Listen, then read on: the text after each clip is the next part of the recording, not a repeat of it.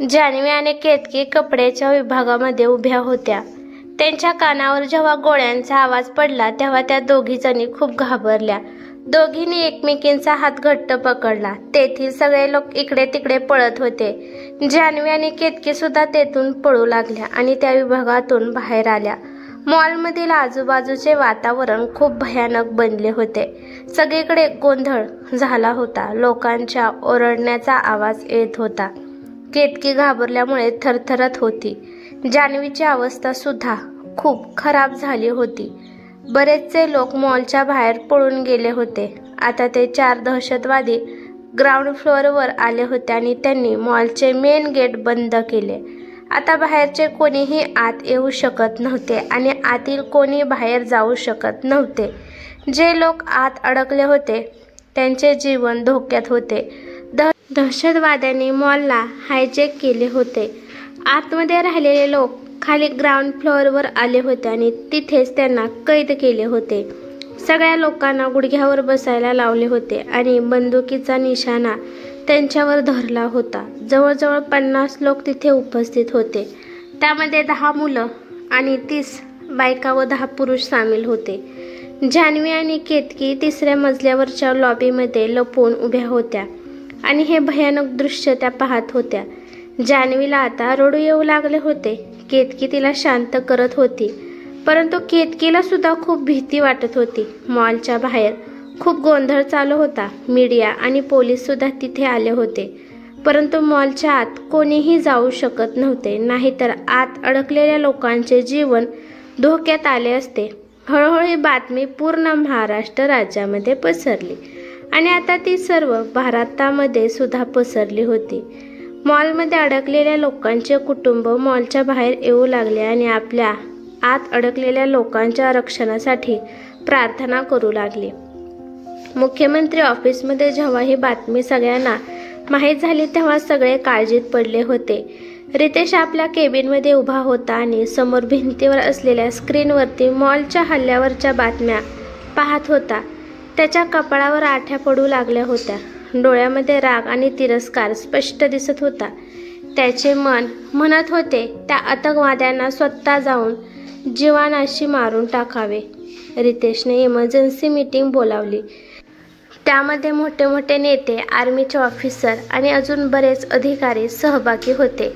त्या अडकलेल्या 50 लोकांची जबाबदारी राज्याच्या मुख्यमंत्र्यावर म्हणजेच रितेशवर होती. रितेश मीटिंगमध्ये बोलत होता. कुठल्याही किमतीवर त्या 50 लोकांचा जीव वाचवायलाच हवे हेच त्याच्या डोक्यात होते. परंतु त्याला अजूनपर्यंत हे माहीत नव्हते की त्याची स्वतःची बायको सुद्धा त्याच मॉलमध्ये अडकली आहे आणि तिचा सुद्धा जीव धोक्यात आहे. मीटिंगमध्ये खूप काही चालू होते आणि मीटिंग रूमच्या बाहेर केतकीचा ड्रायव्हर मुख्यमंत्री साहेबांची वाट पाहत होता. त्याला रितेश साहेबांना कसेही करून सांगायचे होते की केतकी मॅडम सुद्धा तिथे अडकलेले आहेत. ड्रायव्हरने खूप वेळ केतकीची मॉलच्या बाहेर वाट पाहिली होती, परंतु जेव्हा मॉलमध्ये असा गोंधळ झाला होता आणि मॉलचे दरवाजे बंद झाले होते तेव्हा ड्रायव्हरने ओळखले की आता केतकी मॅडम आतमध्ये अडकलेले आहेत. रितेशची मीटिंग चालू होती आणि ते मीटिंगमध्ये याच गोष्टीवर चर्चा करत होते की कमांडो फोर्स मॉलच्या आतमध्ये कसे घुसू शकेल. आत अडकलेल्या त्या 50 लोकांना कसे बाहेर काढता येईल. मॉलच्या बाहेर मोठमोठे पोलीस अधिकारी उपस्थित होते आणि ते त्या दहशतवाद्यांशी बोलण्याचा प्रयत्न करत होते. त्या लोकांना कुठल्याही परिस्थितीत मारू नका असे त्यांना सांगायचे होते. केतकीने कसेबसे जान्हवीला शांत केले आणि आपला फोन काढून ती रितेशला कॉल करू लागली. परंतु महत्त्वाच्या मीटिंगमध्ये असल्यामुळे रितेश तिचा कॉल अटेंड करू शकत नव्हता आणि इकडे जान्हवीच्या डोळ्यातून वाहणारे अश्रू थांबत नव्हते. तिला समोर आपले मरण दिसत होते. ती सारखा रितेशला कॉल करत होती, परंतु काही अर्थ नव्हता. केतकीने आपला फोन साडीच्या पदरामध्ये बांधला. फोनचा आवाज कोणाला ऐकू जाऊ नये म्हणून तिने फोन सायलेंट मोडवर ठेवून दिला. केतकीने जान्हवीचे डोळे पुसले आणि तिला धीर देत म्हणाली, काही होणार नाही, तुम्ही रडू नका, आम्ही आहोत ना तुमच्यासोबत. त्या दोघी एका कोपऱ्यात लपून बसल्या होत्या. आता त्या 4 दहशतवाद्यांपैकी एक दहशतवादी पूर्ण मॉलमध्ये फिरू लागला. कोणी लपून राहिले आहे का हे बघण्यासाठी पूर्ण मॉलमध्ये शोध घेऊ लागला. पोलिसांना एका दहशतवाद्याशी बोलण्याची संधी मिळाली तेव्हा त्यांना हे माहीत झाले की मुख्यमंत्री देशमुख यांनी त्यांच्या 4 सहकाऱ्यांना कैद करून ठेवले आहे आणि उद्या त्यांना फाशी होणार आहे. तेव्हा हे दहशतवादी आपल्या या सहकाऱ्यांची सुटका मागत आहेत आणि त्यानंतर भारत सोडून सही सलामत जाऊ इच्छित आहेत. जर मुख्यमंत्री देशमुखांनी त्यांची ही मागणी मान्य केली नाही तर मॉलमध्ये उपस्थित असलेल्या सगळ्या लोकांना ते जीवनाशी मारून टाकणार आहेत आणि याशिवाय त्यांनी मॉलच्या बाजूला 2 बॉम्ब ठेवले आहेत ते सुद्धा ते ब्लास्ट करतील. या दहशतवाद्यांची मागणी मुख्यमंत्री साहेबांच्या ऑफिसपर्यंत पोहोचवण्यात आली. ते ऐकून रितेश रागाने ओरडत म्हणाला, अजिबात नाही, आम्ही त्यांची मागणी पूर्ण करणार नाही. उद्या आपण पकडलेल्या त्या 4 दहशतवाद्यांना फाशी होणारच आणि त्याचबरोबर मॉलमध्ये उपस्थित असलेल्या त्या 4 दहशतवाद्यांना सुद्धा उद्या फाशी होणार. या राज्यासाठी हे आमचे वचन आहे. आर्मी चीफ म्हणाले, यस सर. मॉलमध्ये घुसण्यासाठी आमची पूर्ण फोर्स रेडी आहे. फक्त एकदा तुमची ऑर्डर मिळू द्या आणि त्या मॉलमध्ये घुसण्याचा काही गुप्त रस्ता मिळू द्या. मग त्या आतंकवाद्याचं काही खरं नाही. रितेश थोडा विचार करू लागला तेव्हा त्याच्या डोक्यात एक आयडिया आली आणि तो म्हणाला, मॉलच्या मालकाला फोन करा आणि माहीत करून घे की मॉलमध्ये आत जाण्याचा दुसरा काही सिक्रेट रस्ता वगैरे आहे का. असे म्हणून रितेश मीटिंग रूमच्या बाहेर आला आणि डायरेक्ट आपल्या केबिनमध्ये गेला. तो इकडे तिकडे फिरत होता. तेवढ्यात मॅनेजर आतमध्ये आला आणि मान खाली घालून घाबरत म्हणाला, सर, केतकी मॅडमच्या ड्रायव्हरला तुम्हाला अर्जंट भेटायचे आहे. रितेश आश्चर्याने म्हणाले, तो इथे काय करत आहे. त्याला तर केतकी बरोबर पाठवले होते. बोलव त्याला आतमध्ये. मॅनेजरने ड्रायव्हरला आतमध्ये बोलावले. ड्रायव्हर अतिशय वाईट पद्धतीने घाबरला होता. त्याचे अंग कापत होते. रितेशकडे पाहण्याची त्याची हिंमत होत नव्हती. रितेश त्याला रागाने म्हणाला, इथे काय करत आहेस, बोल लवकर. ड्रायव्हर म्हणाला, साहेब, ते जो मॉल हायजॅक झाला आहे त्या मॉलमध्ये केतकी मॅडम सुद्धा अडकल्या आहेत. मी त्यांची खूप वेळ वाट पाहिली, त्यांना खूप शोधले परंतु त्या बाहेर आल्या नाहीत. मला माफ करा साहेब. हे ऐकताच रितेशच्या पायाखालची जमीनच सरकली. एका क्षणात त्याची दुनियाच लुटली होती. तो काही बोलू शकत नव्हता. त्याच्यासमोर केतकीचा चेहरा फिरू लागला होता आणि हृदय प्रमाणापेक्षा जास्त जोरात धडकू लागले होते. त्याची केतकी, त्याच्या बायकोचा जीव धोक्यामध्ये आहे आणि ते त्या बेशरम दहशतवादी लोकांमध्ये आहे जिथे तिच्यासोबत कधीही काहीही घडू शकते. हा विचार करून रितेशच्या मनाचा थरकाप उडाला होता. त्याची शांतता बघून ड्रायव्हर आणि मॅनेजर दोघेही घाबरले होते. तेवढ्यात अचानक रितेश जोरात ओरडला. त्यामुळे ते दोघेही थरथर कापू लागले आणि त्याच्या ओरडण्याचा आवाज बाहेर गेला. रितेशचे डोळे रक्तासारखे लाल झाले आणि तो संतापाने म्हणाला, केतकी. मॅनेजर त्यांच्याजवळ गेला आणि हिम्मत करून म्हणाला, सर प्लीज.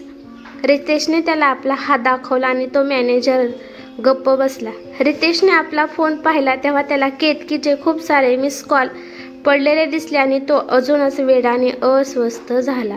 तो केतकीला कॉल करू लागला होता. तेवढ्यात केतकीच्या सुरक्षा रक्षकाने रितेशला कॉल केला.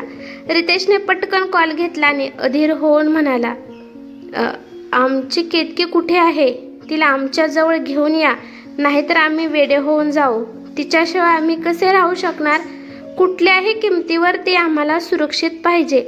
रक्षक हळू आवाजात म्हणाला, सर, मॅडम सही सलामत आहेत आणि माझ्या नजरेच्या समोर आहेत. परंतु मॉलमधील परिस्थिती अत्यंत खराब झाली आहे.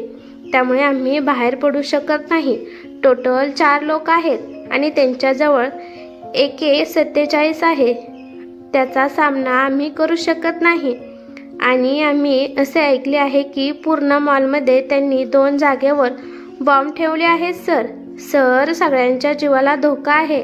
आर्मी फोर्स आणि कमांडो फोर्सला इथे यावे लागेल. इथे काही गुप्त रस्ता आहे का याची माहिती आम्हाला नाही. मी तुमच्याशी जास्त वेळ बोलू शकत नाही कारण की एक माणूस आमची तपासणी करण्यासाठी आला आहे आणि मला केतकी मॅडमला त्याच्या नजरेपासून वाचवावे लागेल. सुरक्षा रक्षकाचे बोलणे ऐकून रितेशचे डोके खराब झाले आणि त्याला इतका राग येत होता की त्याला काही प्रमाणच नव्हते. तो वेडा होऊ लागला होता केतकीसाठी. तिला आपल्या जवळ घेण्यासाठी आणि तिला सुरक्षित पाहण्यासाठी. रितेश निराशा आणि रागाच्या भरात बोलला, काहीही होऊ दे, परंतु आमची बायको सुरक्षित आमच्या जवळ आली पाहिजे. आम्ही तिला तुमच्यावर सोपवले होते, लक्षात आहे ना? रक्षक म्हणाला, सर, माझे वचन आहे. माझा जीव गेला तरी चालेल, परंतु केतकी मॅडमला मी साधे खरचटू सुद्धा देणार नाही. परंतु सर, त्यांच्याबरोबर त्यांची मैत्रीण पण आहे, तिचे काय करायचे? रितेश म्हणाला, तुझे काम फक्त केतकीला सुरक्षित ठेवणे आहे. बाकी सगळ्यांना आमची फोर्स सांभाळेल. तू फक्त आमच्या केतकीला घेऊन ये. सुरक्षा रक्षक हो म्हणाला आणि त्याने कॉल कट केला. रितेशने त्वरित कमांडो फोर्स आणि आर्मीची गुप्त मीटिंग बोलवली, ज्यामध्ये त्यांच्याबरोबर फक्त रितेश सामील होता. त्याने स्वतःला कसेबसे शांत केले आणि म्हणाला, मॉलमध्ये जाण्यासाठी काही कुठला रस्ता मिळाला का? आर्मी चीफ म्हणाले, मॉलच्या मालकाबरोबर आमचे बोलणे झाले आहे. त्याने एक सिक्रेट रस्ता सांगितला आहे. तेथूनच आमची पूर्ण टीम मॉलच्या आतमध्ये एंट्री करेल. रितेश म्हणाला, आम्ही सुद्धा तुमच्याबरोबर येणार आहोत. रितेशचे हे बोलणे ऐकून तेथे उपस्थित असलेला एक माणूस आश्चर्यचकित झाला आणि रितेशकडे प्रश्नार्थक नजरेने पाहू लागला. परंतु रितेश कठोरपणे म्हणाला, फोर्स बरोबर आम्ही सुद्धा मॉलमध्ये जाणार. रितेशचे बोलणे ऐकून सगळी कमांडो फोर्स मागे हटली आणि त्यांचा चीफ रितेशच्या समोर डोके झुकवून म्हणाला, मुख्यमंत्री साहेब, माफ करा, परंतु या 50 लोकांसाठी आम्ही आमच्या मुख्यमंत्री साहेबांचा जीव धोक्यामध्ये घालू शकत नाही. तुम्ही सगळे काही आमच्या फोर्सवर सोडून द्या. आम्ही सगळ्यांना सुरक्षित तेथून बाहेर काढतो. रितेशचे लाल डोळे अजूनच रागीट झाले आणि तो आपले दात आवळत परंतु सभ्यतेने म्हणाला, आता गोष्ट खाजगी झाली आहे. आम्ही तिथे जाणार, एक मुख्यमंत्री म्हणून नाही तर एक पतीचे कर्तव्य म्हणून आम्ही तिथे जाणार. त्या 50 लोकांमध्ये एक आमची बायको आहे. आमचा जीव तिथे आहे. तिला असे धोक्यामध्ये पाहून मी इथे सुखाने कसे काय बसू शकणार? रितेशचे बोलणे ऐकून कमांडो हैराण झाले आणि आता त्यांच्यावर जास्त प्रेशर आले, कारण की मुख्यमंत्री साहेबांच्या पत्नीचा जीव धोक्यात आहे आणि तरी सुद्धा ते लोक मुख्यमंत्री सारख्या मोठ्या हस्तीचा जीव धोक्यामध्ये घालू शकत नाहीत. त्यांनी एक मोठा श्वास घेतला आणि म्हणाले, सॉरी सर, परंतु तुम्ही तिथे जाऊ शकत नाही, कारण जर तुम्हाला काही झाले तर माहीत आहे ना, हे राज्य बर्बाद होऊन जाईल. रितेश कठोरपणे म्हणाला, आणि जर तिथे उपस्थित असलेल्या माणसाला काही झाले तर आम्ही बर्बाद होऊ. आम्ही जगू शकणार नाही. ती आमची वाट पाहत आहे आणि आम्ही तिला घेऊनच येणार. ताबडतोब सगळी तयारी सुरू करा. रितेशने असे म्हटल्यानंतर कमांडो फोर्सचे हेड आणि आर्मी चीफने रितेशला सल्यूट केला आणि ते आपल्या मिशनच्या कामगिरीवर निघाले. इकडे मॉलची परिस्थिती अतिशय खराब होऊ लागली होती. ते दहशतवादी सामान्य लोकांना टॉर्चर करत होते. त्यांच्याबरोबर आता ते बदतमीजी करू लागले होते. छोट्या मुलांना घाबरत होते. कोणालाही पाणी पिऊ देत नव्हते की काही खाऊ देत नव्हते. बायकांबरोबर गैरवर्तन करत होते आणि 3ऱ्या मजल्यावर लॉबीच्या रेलिंगजवळ बसलेली केतकी हे सगळे पाहत होती. तिला त्या लोकांसाठी खूप वाईट वाटत होते. तिला त्यांच्यासाठी काहीतरी करू वाटत होते, परंतु त्या डेंजर माणसासमोर ती सुद्धा लाचार होती. केतकी गपचूप भिंतीचा आधार घेऊन बसली होती आणि भीत होती. तिच्या डोळ्यासमोर रितेशचा चेहरा फिरत होता.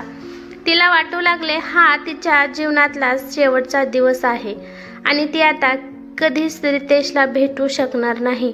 केतकी नाराज होऊन बसली होती. तेवढ्यात तिचा फोन व्हायब्रेट होऊ लागला. तिने पाहिले तर रितेशचा कॉल येत होता. तिच्या डोळ्यातून अश्रू येऊ लागले. तिने पटकन कॉल अटेंड केला आणि अस्वस्थतेने म्हणाली, ऐका ना. हा आवाज ऐकताच रितेशचे डोळे भरून आले आणि त्याने आपला फोन घट्ट पकडला. आपल्या डोळ्यातील पाणी कसेबसे थांबवून कठोरपणे म्हणाला, यावेळी कुठलाही हलगर्जीपणा झाला नाही पाहिजे, नाहीतर आमच्यापेक्षा वाईट कोणीच नसेल. एवढे लक्षात ठेवा. केतकी रितेश देशमुख. केतकीच्या डोळ्यातून टपटप अश्रू येऊ लागले आणि ती म्हणाली, ऐका प्लीज. सॉरी. रितेश म्हणाला, काही ऐकायचे नाही. फक्त आता तुम्हाला जे सांगितलं आहे ते गपचूप करा. जर जास्त प्रश्न उत्तरे करत बसला तर शपथ आहे तुम्हाला, तुम्ही आम्हाला कुठल्याही किमतीवर सुरक्षित पाहिजे. इथे आम्ही सुखाने श्वास घेऊ शकत नाही आहोत. आम्ही तुम्हाला कुठल्याही किमतीवर सोडवणारच आहोत, लक्षात ठेवा. रितेशच्या रागाने केतकी घाबरली आणि तिच्या डोळ्यातून अश्रू येत होते. रितेशला माहित होते की ती यावेळी रडत आहे, दुःखी आहे आणि काळजी सुद्धा आहे. परंतु रितेशचा राग सुद्धा तिच्याबद्दलची काळजी आणि प्रेमच आहे. त्याला फक्त आपली बायको सुरक्षित परत पाहिजे आहे. तिच्यासाठी तो आता तिच्या रडण्याकडे सुद्धा दुर्लक्ष करत कठोरपणे म्हणाला, तुमचे रडणे आम्ही संध्याकाळी निवांतपणे ऐकू. फक्त एकदा आमच्याजवळ सुरक्षित या. केतकी काहीच बोलली नाही. तिला फक्त रितेशच्या जवळ जायचे होते, त्याच्या मिठीत जायचे होते. रितेशने खोलवर श्वास घेतला आणि गंभीरपणे म्हणाला, आमचा एक माणूस तुमच्याजवळ आहे. तो जसे सांगेल तसे गपचिप करायचे. आता आम्ही कॉल कट करतो, समजले का? केतकी रडू लागली आणि म्हणाली, मला तुम्ही पाहिजे आहेत. केतकीने असे म्हटल्यावर रितेश भावुक झाला. त्याला सुद्धा केतकी पाहिजे होती, कुठल्याही किमतीवर, ते पण सुरक्षित पाहिजे होते. रितेशला खूप वाईट वाटत होते, परंतु बायकोसाठी त्याने आपल्या भावनांवर नियंत्रण केले आणि कठोरपणे म्हणाला, हा ठीक बोलत आहात तुम्ही. संध्याकाळपर्यंत तुम्ही आमच्याजवळ असाल. सध्या फक्त आम्ही जे सांगत आहोत ते ऐका. केतकी म्हणाली, हो ठीक आहे. एवढे बोलून रितेशने कॉल कट केला. खरं तर त्याला कॉल चालूच ठेवावा असे वाटत होते, परंतु त्यामुळे केतकीच्या जीवाला धोका होऊ शकत होता. कॉल कट झाल्यानंतर रितेशने लगेचच कमांड फोर्ससारखा कॉस्ट्यूम घातले की ज्यामुळे तो सुद्धा एक फोर्सचा मेंबर दिसेल. मॉलमध्ये एंट्री करण्यासाठी फोर्स रेडी होती. ते लोक अतिशय चतुरपणे आणि चालाखीने मॉलकडे जाऊ लागले. याची त्यांनी कुणालाही खबर लागू दिली नाही. रितेशच्या डोक्यामध्ये जनतेची सुरक्षा करण्याची काळजी होती, तर हृदयामध्ये आपल्या बायकोच्या सुरक्षेची काळजी होती. इकडे मॉलमध्ये एक दहशतवादी शोध घेत घेत थर्ड फ्लोअरकडे जाऊ लागला. ते पाहून केतकीच्या सुरक्षा रक्षकाने आपल्या कानामध्ये ब्लूटूथला ऑन केले, ज्यावर रितेश डायरेक्ट बोलू शकत होता. रितेशला सगळे ऐकायचे होते की तिथे काय होत आहे आणि तो केतकीच्या प्रत्येक क्षणाची खबर त्याला पाहिजे होती. सुरक्षा रक्षक केतकीच्या जवळ आला तेव्हा केतकी आणि जान्हवी दोघी पण घाबरल्या, त्याला विरोध करू लागल्या. तेव्हा तो रक्षक म्हणाला, केतकी मॅडम घाबरू नका, मला सरांनी पाठवले आहे. या इकडे, मी सांगतो तसे करा. माझ्यासोबत इकडे चला. केतकी भीतीने त्याच्याकडे पाहू लागली आणि आपल्या जागेवर उभी राहू लागली. तेव्हा जान्हवीने तिचा हात पकडला आणि घाबरत म्हणाली, केतकी याच्यावर विश्वास ठेवू नकोस. हा सुद्धा त्या लोकांबरोबर मिसळला असेल, काय माहिती आपल्याला. सुरक्षा रक्षकाला राग आला आणि तिकडे रितेशला सुद्धा केतकीच्या मैत्रिणीवर राग आला. ही मुलगी मध्ये का बोलत आहे? रितेश रागाने म्हटला. केतकीचा हात पकड आणि तिला कसेही करून ग्राउंड फ्लोअरवर बाथरूममध्ये घेऊन ये. बाकी पुढचे आम्ही पाहतो. रक्षक हो म्हणाला आणि बोला, माफ करा केतकी मॅडम. एवढे बोलून त्याने केतकीचा हात पकडला आणि तिला उभे केले. जान्हवी ओरडणार होती तेवढ्यात रक्षकाने तिच्या पायावर आपला पाय ठेवला आणि हळू आवाजात परंतु रागाने म्हणाला, तुमच्यामुळे जर आमच्या मॅडमला काही झाले ना तर तुम्हाला माहीत नाही तुमच्याबरोबर काय होईल. तेव्हा गप्प बसा आणि जर आपला जीव प्यारा असेल तर आमच्यासोबत चला, नाहीतर इथेच बसून राहा. मला काही अडचण नाही. जान्हवीच्या पायात खूप वेदना झाली. तिने आपल्या तोंडावर हात ठेवला आणि रडू लागली. रक्षकाचे असे वागणे बघून केतकी आश्चर्यचकित झाली, परंतु तिला समजले होते की रक्षकाचा प्रामाणिकपणा फक्त रितेश आणि त्याच्या पत्नीसाठी आहे. बाकी कुणाचा त्याला काही फरक पडणार नव्हता. केतकी एक सेकंद विचार करून म्हणाली, केतकी वाईट वाटून घेऊ नका, परंतु हे जसे सांगत आहे तसेच करा, नाहीतर आपल्या दोघींचा पण जीव धोक्यात येऊ शकतो. चला आमच्याबरोबर, हात पकडा आमचा. जान्हवीने मान हलवली व केतकीचा हात पकडला. केतकीचा एक हात रक्षकाने पकडला होता आणि दुसरा हात जान्हवीने पकडला होता. रक्षक त्यांना घेऊन अतिशय सावधगिरीने पुढे चालला होता. मधूनच ते वाकून चालत होते. म्हणजे त्यांना कोणी पाहू शकणार नाही. केतकी खूप हळूहळू चालत होती, त्यामुळे रक्षकाला अडचण येत होती. तिने जान्हवीचा पण हात पकडला होता, परंतु रक्षक तसाच वेगाने पुढे जाऊ लागला. ते तिघे एका जिन्यापाशी पोहोचले, कारण आता लिफ्टने तर जाऊ शकत नव्हते. रक्षक केतकीला म्हणाला, मॅडम, तुम्हाला थोडे चालावे लागेल.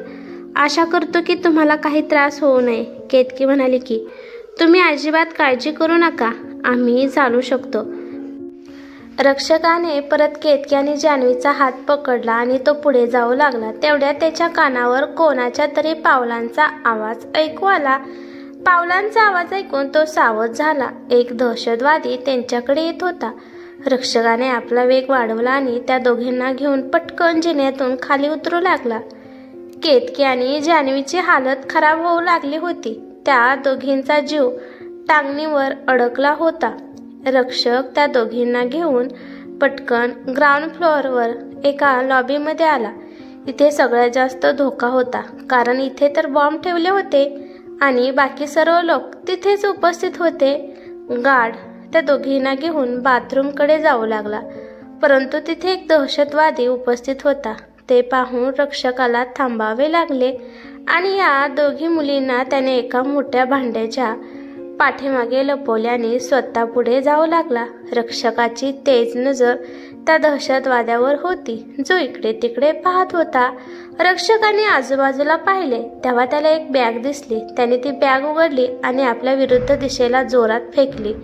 त्या आवाजाने दहशतवादी सतर्क झाला आणि वेगामध्ये त्या दिशेने पळाला. रक्षकाने मोठा श्वास घेतला आणि परत केतकीच्या दिशेने जाऊ लागला. केतकी ज्या मोठ्या भांड्याच्या मागे लपून उभी होती, तिच्या कानावर कोणाच्या तरी रडण्याचा आवाज पडला. आवाज ऐकून तिला काळजी वाटू लागली आणि ती इकडे तिकडे पाहू लागली.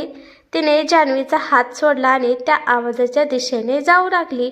हे पाहून जान्हवी घाबरली आणि दबलेल्या आवाजात म्हणाली, केतकी, कुठे चालला आहात? प्लीज माघारी या. केतकीने तिचे काही ऐकले नाही आणि पुढे जाऊ लागली. हे पाहून जान्हवी घाबरली. तिला आपल्या मैत्रिणीचा जीव धोक्यामध्ये आहे हे दिसत होते. परंतु रक्षक पटकन केतकीजवळ आला आणि त्याने सुद्धा केतकीला जात असलेले पाहिले. तो घाबरला आणि दबक्या पावलाने केतकीच्या मागे जाऊ लागला. केतकी वेगाने पुढे जात होती आणि रडण्याचा आवाज वाढत चालला होता. ती एका टेबलाजवळ आली आणि तिने खाली वाकून पाहिले तर तिला दिसले की एक लहान मुलगा रडत आहे. केतकीला त्याची दया आली आणि ती त्या मुलाजवळ बसली. तिने पटकन त्याला आपल्या छातीशी लावले. त्या मुलाने सुद्धा केतकीला घट्ट पकडले. रक्षक केतकीला घेऊन येणार होता, परंतु तिथे दहशतवादी फिरत होते. रक्षक एका खांब्याच्या मागे उभा राहून काळजीने केतकीकडे पाहत होता. केतकी त्या मुलाला शांत करत म्हणाली, बाळा, रडू नकोस, आम्ही आहोत ना तुझ्याजवळ. तो मुलगा म्हणाला, मला मम्मीजवळ जायचे आहे. केतकी म्हणाली, हो बाळा, जाऊ आपण लवकरच. आता गप्प बस, नाहीतर हे वाईट लोक आपल्या दोघांना पकडतील. त्या मुलाने अजूनच घट्टपणे केतकीला पकडले. रक्षक एका बाजूला उभा राहून हे सगळं पाहत होता. त्याला केतकीची खूप काळजी वाटू लागली. तो लक्षपूर्वक केतकीकडे पाहत होता. तेवढ्यात त्याच्या कानामध्ये रितेशचा दमदार आवाज आला, कुठे आहेस? त्या रक्षकाने सगळे सांगून टाकले. ते ऐकून रितेशला प्रमाणापेक्षा जास्त राग आला, परंतु तो शांत राहिला, कारण तो आता केतकीला घेऊन जाणार होता. रितेशने रक्षकाला काहीतरी सांगितले. ते ऐकून रक्षकाने आपली मान हलवली आणि केतकीवर आपली नजर ठेवली. केतकी मुलाजवळ बसली होती आणि तिच्या थोड्याच अंतरावर 3 दहशतवादी बंदूक घेऊन उभे होते आणि आपल्या वाईट नजरेने चारही बाजूला पाहत होते. भांड्याच्या मागे उभे असलेली जान्हवी सुद्धा केतकीकडे काळजीने पाहत होती. चारही बाजूला शांतता झाली होती आणि त्या वातावरणात एक विचित्र अशी बेचैनी निर्माण झाली होती. केतकी त्या मुलाच्या पाठीवरून हात फिरवत होती. तेवढ्यात खालून एक हात तिच्या जवळ आला आणि तो हात केतकीच्या तोंडावर आला आणि दुसऱ्या हाताने केतकीच्या हाताला पकडले होते आणि अतिशय हळू आणि सावधानीने केतकीला टेबलच्या बाहेर काढले होते. केतकी घाबरली, परंतु ती ओरडू शकत नव्हती. त्या मजबूत हाताने केतकीला पकडून बाहेर काढले आणि चलाकीने ओढत तेथून घेऊन जाऊ लागले. छोटा मुलगा तेथेच राहिला होता आणि हमसून हमसून रडत केतकीकडे पाहत होता. त्या मुलासाठी केतकीच्या डोळ्यात अश्रू आले, परंतु तिच्या तोंडावर कोणाचा तरी मजबूत हात होता. तो व्यक्ती केतकीला ओढून एका खांबापाशी घेऊन आला आणि रक्षकाला त्या मुलाला घेऊन येण्यास सांगितले. केतकी त्या माणसाच्या तावडीतून सुटण्यासाठी धडपडत होती तेव्हा त्या माणसाने तिच्या हनवटीला पकडले आणि रागात पण हळू आवाजात म्हणाला, सांगितलं होतं ना काही निष्काळजीपणा करू नकात म्हणून, पण तुम्ही आमचे ऐकत नाही. हा आवाज ऐकून केतकी आश्चर्यचकित झाली आणि लक्षपूर्वक त्या व्यक्तीकडे पाहू लागली. त्याचा पूर्ण चेहरा काळा कपड्याने बांधलेला होता. त्याचे फक्त काळे खोल डोळे दिसत होते, ज्यामध्ये केतकीची काळजी बरोबरच राग सुद्धा स्पष्ट दिसत होता. केतकीला एक क्षण सुद्धा लागला नाही ओळखायला की तिच्यासमोर तिचा पती आणि जो तिला वाचवायला आला आहे. रितेशला आपल्या जवळ पाहून केतकी रडू लागली आणि त्याला स्पर्श करू लागली. तेवढ्यात रितेशने हात पकडून तिला ओढले आणि तेथून घेऊन जाऊ लागला. केतकी डोळ्यात अश्रू आणून रितेशकडे पाहत होती आणि रडत होती. रितेश तिला लपवत छपवत आपल्याबरोबर घेऊन जाऊ लागला.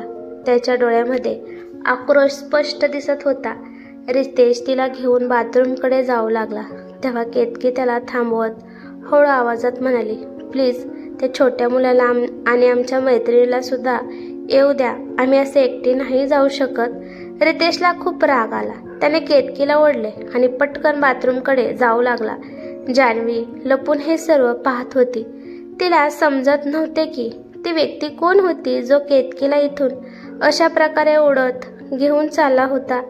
रितेश केतकीला घेऊन बाथरूमच्या दरवाजापर्यंत पोहोचला आणि दरवाजा उघडून केतकीला आत घेऊन जाऊ लागला. तेव्हा केतकी थांबली आणि म्हणाली, प्लीज आम्ही आमच्या मैत्रिणीला सोडून येऊ शकत नाही, त्यांना सुद्धा येऊ द्या प्लीज. रितेशला आता एवढा राग येऊ लागला की त्याला जोराने ओरडावे वाटत होते, परंतु त्याने कसे बसे स्वतःला शांत केले आणि म्हणाला, तुम्हाला स्वतःबद्दल विचार करायचा नसेल तर काही हरकत नाही, आनंदाने आपल्याबद्दल विचार करू नका, परंतु आम्ही खूप स्वार्थी आहोत आणि आम्हाला स्वतःचा विचार करायचा आहे, तेव्हा गपचिप विचार करायचा नसेल तर काही हरकत नाही, आनंदाने आपल्याबद्दल विचार करू नका, परंतु आम्ही खूप स्वार्थी आहोत आणि आम्हाला स्वतःचा विचार करायचा आहे, तेव्हा गपचिप आत चला. केतकी घाबरली आणि गपचिप बाथरूमच्या आत आली आणि तिथे आतमध्ये उपस्थित असलेल्या आर्मी फोर्सच्या बऱ्याच लोकांना पाहून दंग झाली. ती अंग अखडून एका बाजूला उभी राहिली. रितेशने तिचा हात सोडला आणि बाथरूमच्या बाहेर येऊन एका बाजूला उभा राहून आपल्या माणसाला पाहू लागला. तो त्या छोट्या मुलाला उचलून लपत छपत पुढे येत होता. रितेशने अजूनपर्यंत जान्हवीला पाहिले नव्हते. रितेशने लांबूनच त्या माणसाला एक इशारा केला, ज्याचा अर्थ समजून सुरक्षा रक्षकाने हो म्हणण्यासाठी आपली मान हलवली होती. तर कसा वाटला आजचा भाग मित्रांनो? लाईक आणि कमेंट करून नक्की सांगा. धन्यवाद.